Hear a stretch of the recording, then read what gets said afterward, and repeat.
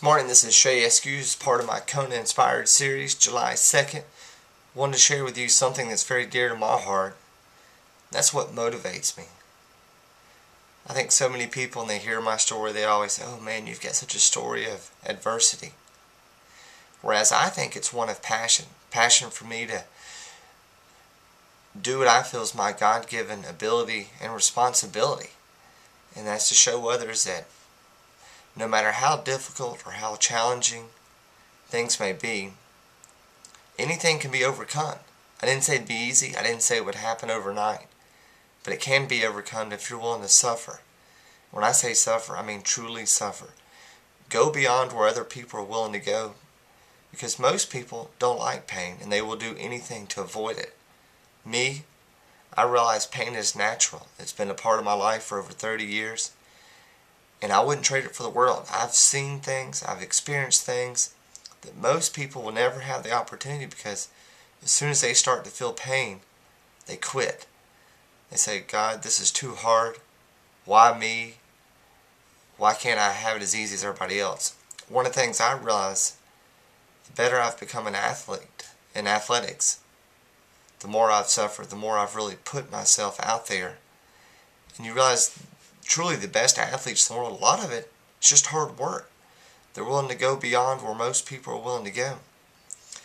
But when I hit those points, and trust me, it happens every race.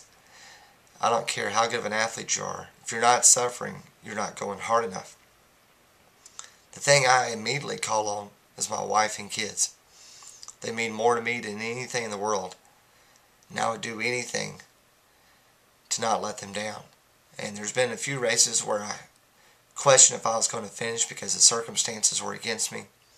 One of them involved running 6 miles barefoot in a race till I could secure a bicycle too.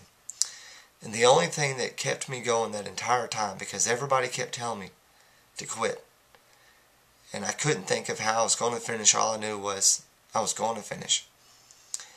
But the fact of having to tell my kids, "Your daddy didn't finish because whatever the reason," I just knew there was no way I could explain to them that, nor did I want to. And I think that's what we got to do in everything in life, is think about the people that are always counting on us. And how are you going to explain to them the fact you didn't do something?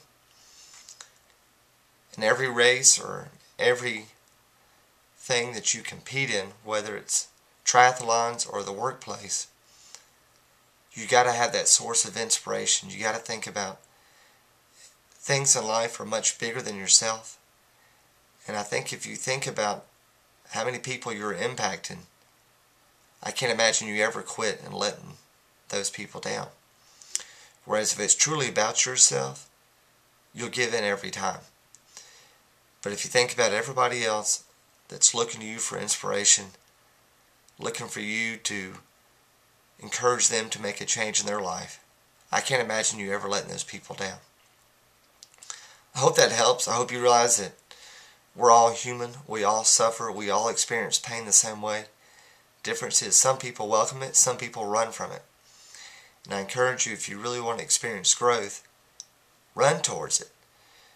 Encourage it, nurture it, and then evaluate it and think about, how did that help you achieve your goal today? Thank you for tuning in. See you next time. Voting starts July 4th.